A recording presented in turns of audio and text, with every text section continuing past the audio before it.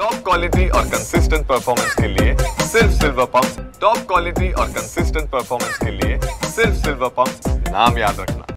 भारतीय जनता पार्टीच्या नेतृत्वात बेस्टच्या निवडणुकीमध्ये आमचे प्रवीणजी दरेकर, प्रसादजी लाड निवडणूक लढतायत म्हणल्यावर संजय राऊत यांच्या पायाखालची वाळू घसरली।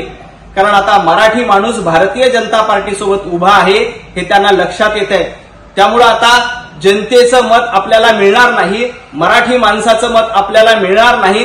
त्यामुळे तोंडाची वाफ सोडवण्याचं काम संजय राऊत करतायत। संजय राऊत, तुम्ही मराठी माणसाच्या पाठीत खंजीर खुपसला, तुम्ही मराठी माणसाला मुंबईच्या बाहेर हद्दपार केलं आणि आता मराठी माणूस प्रवीणजी दरेकर आणि प्रसादजी लाड यांच्या नेतृत्वामध्ये निवडणूक लढतंय म्हणल्यावर तुमची पळताभुई थोडी झाली आहे। या बेस्टच्या निवडणुकीत भारतीय जनता पार्टीचा आणि मराठी माणसाचा झेंडा फडकणार आहे।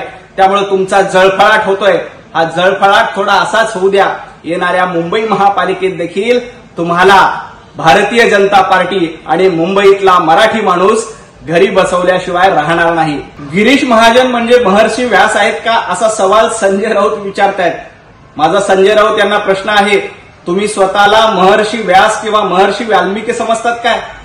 महिलांना अश्लील भाषेत शिवीगाळ करायची, पत्रकार परिषदेमध्ये शिवराळ भाषा वापरायची ही तुमची परंपरा राहिलेली आहे। गिरीश महाजन सातत्यानं लोकांमधून निवडून आलेले आहेत, जनतेचं प्रतिनिधित्व करतायत। 7 वेळा ते विधानसभेवर आमदार म्हणून निवडून आले।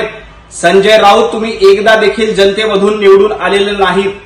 तुमच्यामध्ये जर का खरंच हिंमत असेल, तुमच्यामध्ये थोडासा दम असेल ना, तर येणाऱ्या मुंबई महापालिकेच्या निवडणुकीत वॉर्ड तुम्ही ठरवा आणि त्या वॉर्डमधून उभाटा गटाच्या तिकिटावर निवडून येऊन दाखवा आणि नंतर आदरणीय देवेंद्रजी फडणवीस साहेब आणि गिरीशजी महाजन यांच्यावर टीका करण्याची हिंमत करा।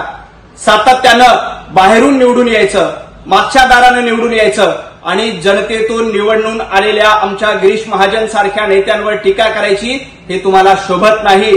मराठी माणसाच्या पाठीत तुम्ही सातत्यानं खंजीर खुपसलाय। इथून पुढे तुमचा हा चेहरा महाराष्ट्रासमोर उघडा पाडल्याशिवाय राहणार नाही।